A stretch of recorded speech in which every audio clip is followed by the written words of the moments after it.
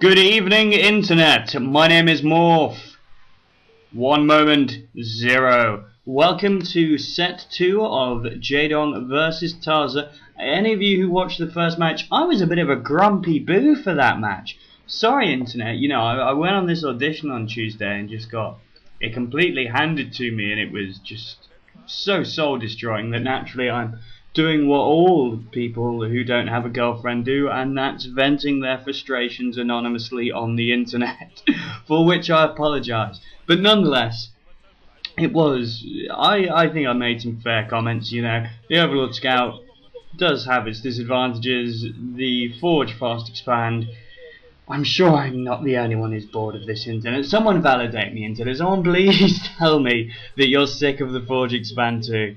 So this map is Medusa. This is the one that has all the layered temples blocking the alternate entrance to the main base. So it's actually a completely balanced matchup. The last match, the map was just so hideously in the favour of Jaedong. Hopefully TazzA will be able to do something a bit different here. At least he has the advantage that from this matchup, from the last matchup, he's got at least a sense of how Jaedong plays, sort of, and what exact points he's ready to push out. So hopefully he can adapt his playstyle to actually be a bit more of a counter to that. 3 spawning position maps, so TazzA has found Jaedong's base on the first try. I really hope TazzA can at least put in a good show, because he's at 1 win at the moment, guys.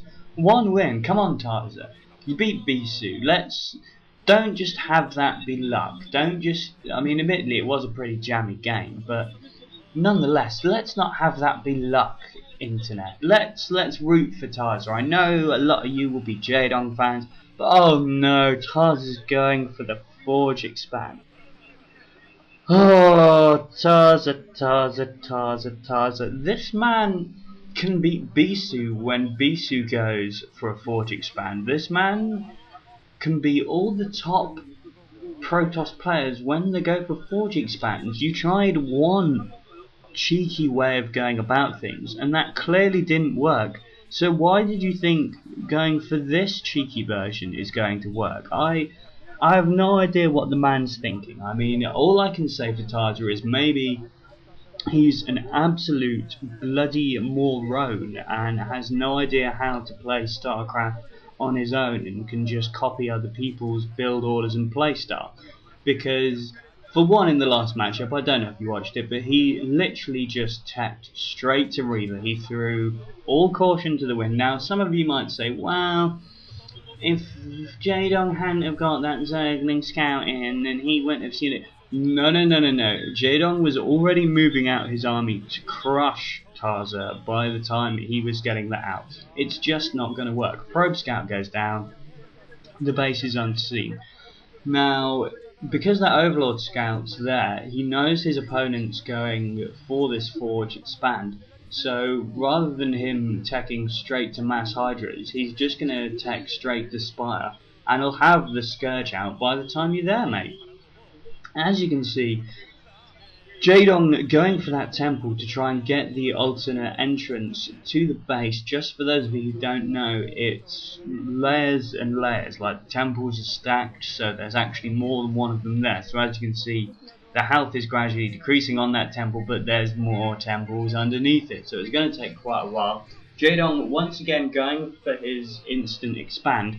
And you see right now, rather than be building this Forge Expand and those cannons, TazzA could probably have 3 or 4 zealots out, which would be able to take down that expansion. He's already scouted his opponent's base, so rather than doing everything that he's doing now and being just a moron, he could have forces out. He could actually be taking down his opponent's expansion, but no.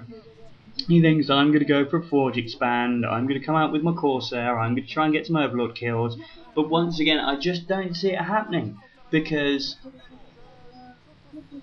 people will say, well, I think that he should go for this, because there's no point him trying to take Jaedong in a fair fight, as it were, he's got to try and do something a bit crazy because he is the weaker player. But the thing is, he actually stands more chance in a straight up army versus army battle, because when you've got this sort of Scourge versus Corsair battle going on, it's so micro intensive, and he must clearly know that his opponent has better micro than him. You know, he must be aware that Jaedong is an absolutely supreme player and will be able to out-micro him, that his Scourge will be able to find these targets. So he actually stands more of a chance just relying on the sheer beardness of the Zealots and actually just trying to romp through. So as you can see, the Stargate's going down at the natural expansion for TazzA. Jaedong's got his Spire on the way. I think it's pretty obvious what's going to happen.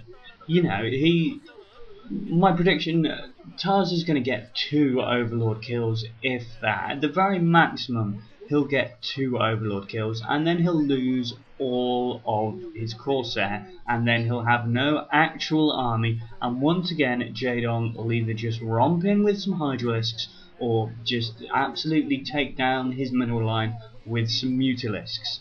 Now, once again, I am just being so critical of TazzA, but as I said, I'm in a foul mood, and also, although I'm criticising TazzA, first Corsair out there, double extra hatchery going out, so we're looking at 4 hatch muters, ouch. So although I'm being critical of TazzA, I'm using TazzA as a method to criticise Protoss play as a whole, because there was this wonderful revolutionist period, the little golden age of Protoss, but guess what guys, the golden age is over and the revolution has been counter-revolutionised. The anti-disestablishmentarianisms, that's right, the word actually has a meaning, it's people who are against revolutions and such.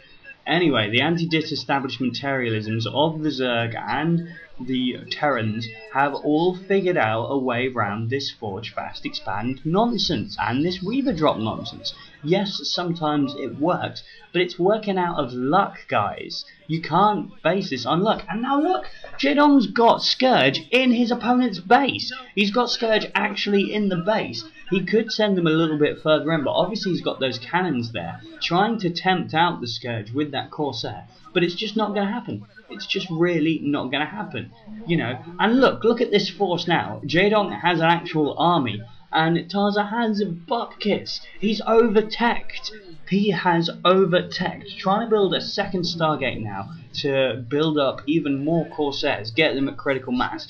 But it's just going to be shut down. In come the Muters. They're going to do some serious damage to here. And then now, look at that. That's beautiful. Sending the Scourge off to one side as the Corsairs come in, then sweeping in the flanking motion for the Scourge, taking down the Corsairs, and now there's nothing to deal with this Air Force.